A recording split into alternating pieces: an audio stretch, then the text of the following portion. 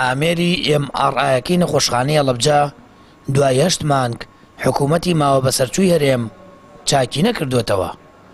بەڕێوەبەری سەنتەری تیشکی نەخۆشخانەکەش دەڵێت تاکو ئامێرەکە بەم شێوەیە بمێنێتەوە خەرجی چاکردنەوەی زیاتر دەبێت و بەشەکانی دیکەی لە کار دەکەون.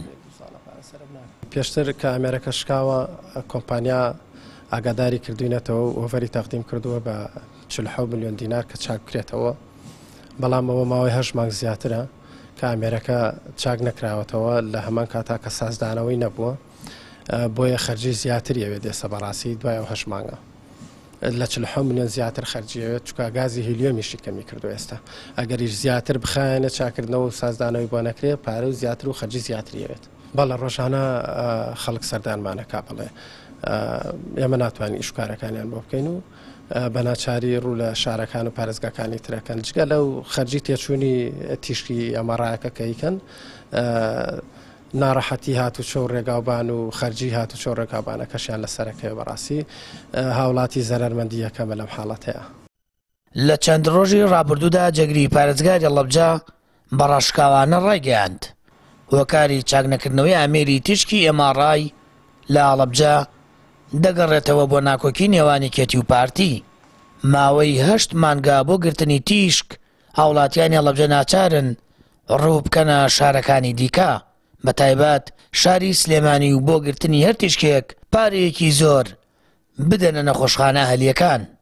بەداخەوە شکانی ئەم جیهازە کە ئێستا لە ماوەی 8 مانگێکە لە کار کەوتووە یەکێکە لە گرفتە گەورەکانی تەندروستی ئەم شارەیە کە بەڕاستی خزمەتێکی باشی پێشتر کردووە گەر لەم شارە کاری کردو، بەڵام حسابێنین هاوڵاتیەک بۆ بەدەستێنانی نەتیجەیەک ئەبێ بچێتە سلێمانی و پارێکی زۆر سەرفکە پارەیەک با بە لایەنێکی جێبەجێکار، بۆیە گرنگە حکوومەتی هەرێم بەجددی بێتە سەرخەتەوە بۆ کڕینی جیازێکی تازە، چکە جیازی پێشتراتوە هەز ناکەم زۆر پێشکەوتو ئەوە بێت، بۆیە پێویستەکە حکوومەتی هەرێم بەجددی ئاوڕێک لەم بابەتەوە شتەکەی ژۆ نەگران بەهانی لە دەسەڵات و خودەتی حکوومەتی هەرێمان نەبێت.